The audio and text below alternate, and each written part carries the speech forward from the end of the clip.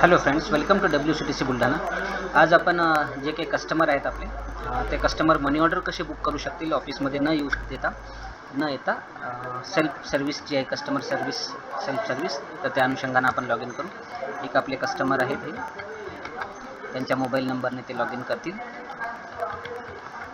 OTP verified होईल. Mobile number verified झाल्यानंतर त्यांचं जे पोर्टल आहे ते ओपन होईल. आपण बघू शकाल ज्या पद्धतीनं काउंटरचा सेटअप असतो अगदी त्याच पद्धतीनं त्यांना ते सगळे ऑप्शन्स त्यामध्ये मिळतील.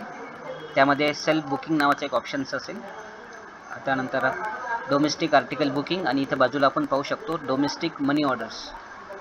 याला आपण क्लिक केल्यानंतर एक स्क्रीन येईल. या ठिकाणी तो विचारेल सेंडर ॲड्रेस.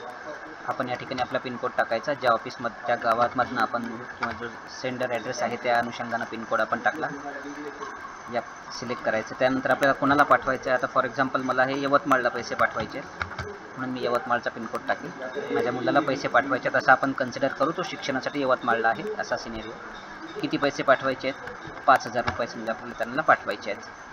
त्यानंतर त्यांना मॅसेज कोड जो असेल, आपण EMOमध्ये जशा पद्धतीनं मॅसेज कोड पाठवतो त्या पद्धतीनं आपण मॅसेज कोड या ठिकाणी हे करणार आहोत. त्याला सांगितलं की पैसे भेटल्यानंतर कळवशील म्हणून. त्यानंतर डिलिव्हरी इन्स्ट्रक्शन्स जे आहेत, नॉर्मल डिलिव्हरी किंवा आधार बेस मनी ऑर्डरसुद्धा आपण या ठिकाणी पे करू शकतो. आपण नॉर्मल डिलिव्हरी घेतले. आपण पाहू शकत असू 5,000 रुपये प्लस त्याचं जे काही कमिशन आहे 5,250 रुपये या ठिकाणी टोटल आलेली आहे. यानंतर आपल्याला या ठिकाणी सेंटरच्या डिटेल्स टाकायचे आहेत. फॉर एक्झाम्पल आता मी आहे, घरचा ॲड्रेस मी टाकतो आहे. DSC नाही आहे माझ्याकडे. माझं नाव, मिडल नेम, आडनाव, त्यानंतर इथला ॲड्रेस,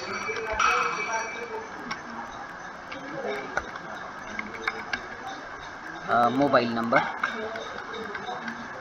ईमेल ॲड्रेस असला तर ठीक, नाही तर तो ऑप्शनल आहे. त्यानंतर ज्यांना पैसे पाठवायचे त्याचा ॲड्रेस, DSC आपल्याकडे नाही आहे, त्याचं नाव,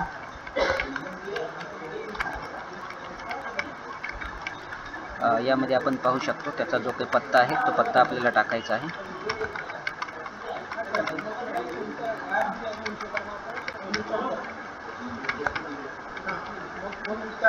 त्यानंतर त्याचा मोबाईल नंबर,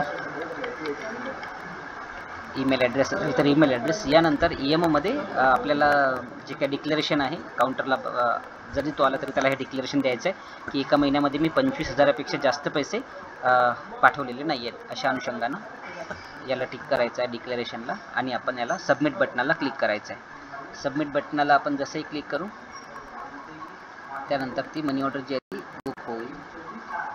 मोबाईल नंबरसाठी तो विचारतो.